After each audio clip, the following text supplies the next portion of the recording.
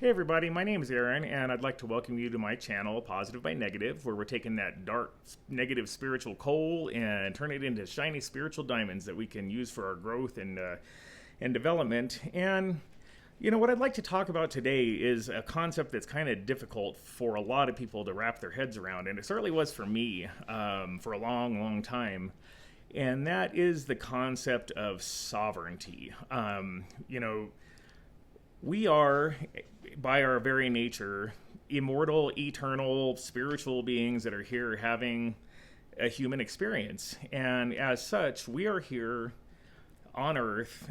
It's my understanding and my belief that we are here on Earth to learn lessons and to facilitate our own spiritual growth and go through challenges and overcome things and stuff that we just would not have access to in our normal realm of existence where we come from, because there's just not that much adversity where we come from, and so there's not a lot of opportunities for growth either.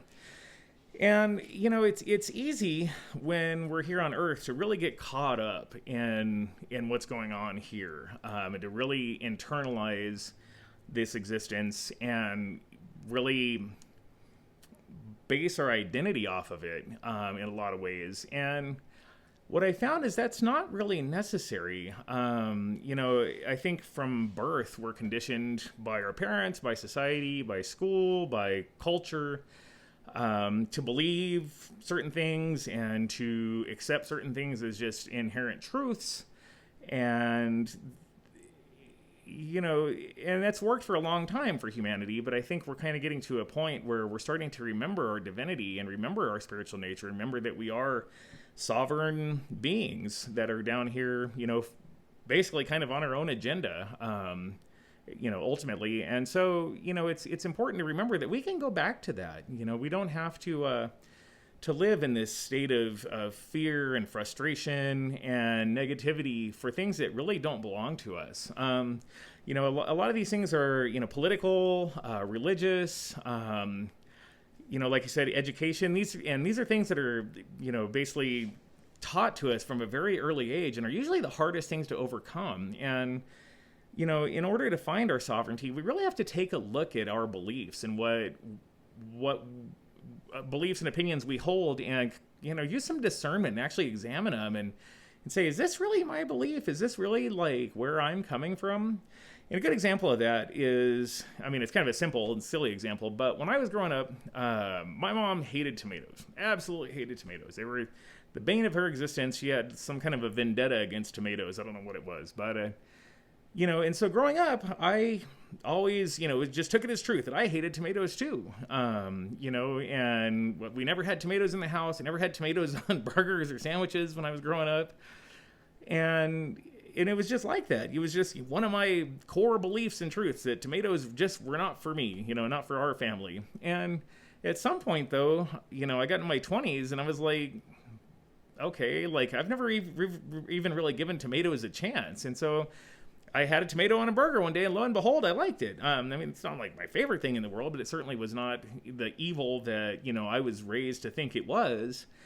And, so we all have those kind of beliefs. And some of them are really hard to undo.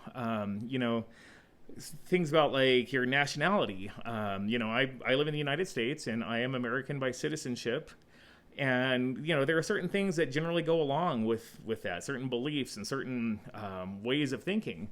And, I just kind of had to come to a point to realize that, yeah, I'm American and I can be proud of that and I can be concerned with what happens, but I don't have to internalize these things, and get myself stressed out and worked up. I used to be a news junkie. I was always watching the news and was always fired up about some politician doing this or that or the other thing. And at some point I realized, like, I don't actually care about any of this, and I don't have to. I can be concerned about it, and I can certainly have opinions about it, but I don't have to internalize this kind of stuff to the point that it's keeping me up at night.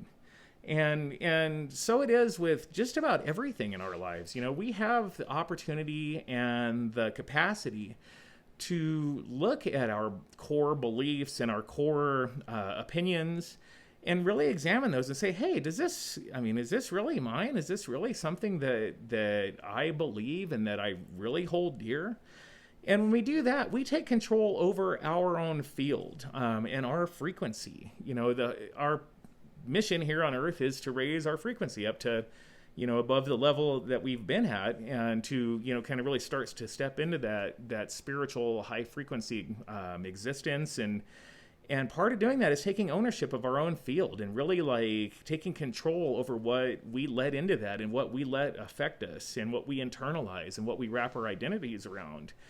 And, and so it's almost like a process of elimination. You have to really start to think like, okay, well, I'm not this, and I don't believe this, and I don't believe that. And until you kind of, and I don't think we ever really get all the way down to our true spiritual core, but as we kind of strip off these conditioned beliefs and responses and ideas, life becomes a lot lighter, and we can start to see a lot more possibilities. And one thing we can do from that is live from a place of detachment. And detachment's amazing. Detachment allows you to be sovereign to a situation. You can be in somebody's life that has a lot of chaos going on, and you can love that person and you can help them to the extent that you can, but you can also do that without dragging yourself down with them, without lowering your own frequency or energy, by internalizing their struggle. Detachment makes it to where, other people's problems don't become our problems, and they don't become our burdens to bear, because they don't need to be, they don't have to be. And I think for a lot of people, they think it's uncaring or cold to feel, the idea of feeling detached from a situation, but it's absolutely not. It's one of the most loving things you can do in a relationship with another person, is to be detached from their chaos and be able to offer like third party sort of objective opinions and, help them work through solutions without, stressing yourself out over it. I've got a 21-year-old daughter, and she is getting out in the world and doing things that 21-year-olds do, and learning lessons that 21-year-olds learn about, leases on apartments and, stuff like that. And she's learned some rough lessons, and I'm glad that she has, because she gets to make those at a point in her life where, it's a lot easier to recover from those kind of things. But, I've had to be a parent to her from a sense of detachment. I can't go in there and, just internalize her struggle and want to try to fix everything for her and rob her of the experience of learning these lessons. And so I think, just culturally, it's hard to wrap our minds around being in a state of sovereignty or detachment. But really, for yourself and for the world around you, it's one of the best things in the world you can do. Everybody here, everybody in your life, in your family, among your friends, is here on their own mission. They're here to learn their own lessons, and we need to let them do that. When I was doing all my, drinking and drugging and, not being a very functional addict or alcoholic, my parents, my mom really internalized, my constantly getting kicked out of apartments and stuff like that. And she was always, she got in a very codependent state where, she was just more focused on me than she was her, and always trying to save me and, get me into a new housing situation and stuff. And really, honestly, the best thing that she ever did is at some point right before I turned 30, she just said, you know what, I'm done. Like, your problems will not be my problems anymore. And the day that she did that was the day that I kind of got it together. I realized like, hey, like, she's serious, and, she is, I felt the cutoff.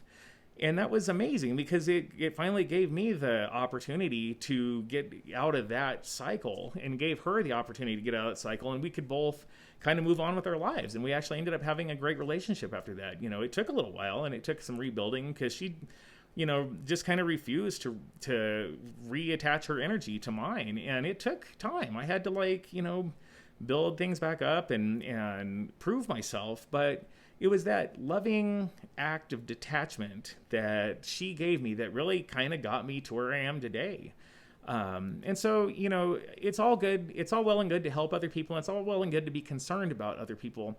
But it's even more important to protect our own energy and our own psyche and our own sanity. And we can do that. It's okay to stand in your own energy and guard it. Because if you get dragged down, if we, are too bogged down in the worries and cares of the world or other people and stuff, then we're not really good for anybody.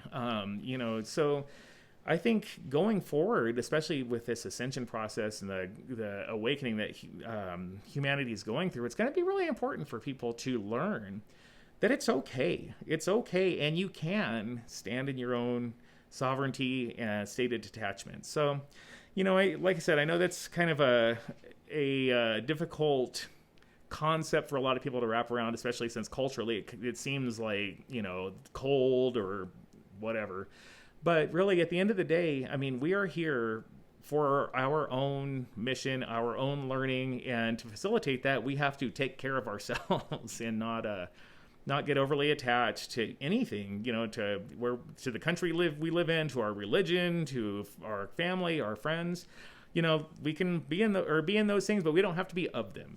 We can certainly take, what we need from those situations, but we don't have to internalize all of it. And so anyway, that's it for today. I just kind of wanted to go through that. I've been thinking a lot about that as of late, especially having a 21-year-old daughter. I'm having to really practice some very active and intentional detachment myself. But it's all good. She's gonna learn the lessons she needs to learn, and they'll serve her very well, I think, going forward. So but to do that, I have to be able to let go and let her do it.